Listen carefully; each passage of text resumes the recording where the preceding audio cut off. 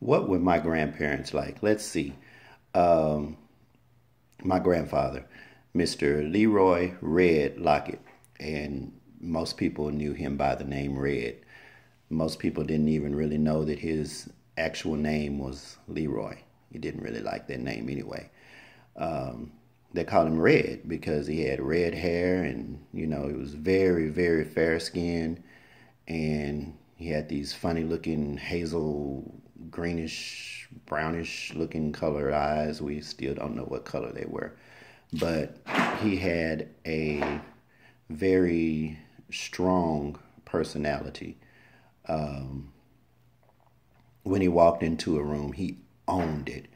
I mean, he made his presence known. He was one of those brothers that had, a little soul in his stroll, a little glide in his stride. He was a force to be reckoned with. But he was a kind-hearted man. He was a compassionate man. He was very talkative and friendly. Never really met a stranger.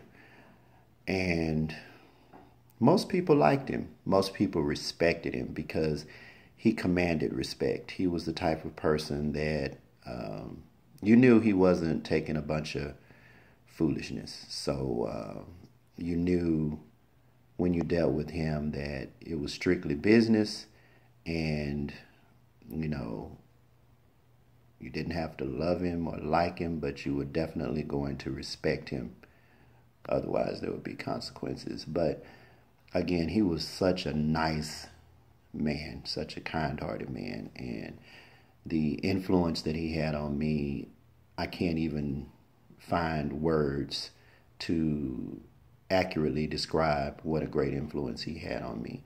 I remember sitting under their magnolia tree, and he would be studying his Sunday school lesson. He was a Sunday school teacher, Sunday school superintendent, and he was a Bible scholar. And he would sit there and we would talk about the goodness of the Lord, and he would share passages from the Bible with me. And that started when I was a little kid. And even now that I'm 50 years old, I still remember those conversations and how he poured into my life, invested into my life, and his presence is always with me. I remember conversations that I had with him that really changed my whole outlook on him as a person. I always thought he was larger than life. I thought that he was so tough that he can never be vulnerable. But later in life, he shared with me sometimes when he was vulnerable, when he did have weak moments, when he did almost let go. But his faith in God kept him. And him sharing his vulnerability really helped me to be a stronger person. So even though my grandfather passed away over 15 years ago, the impact that he has had on my life can still be felt today.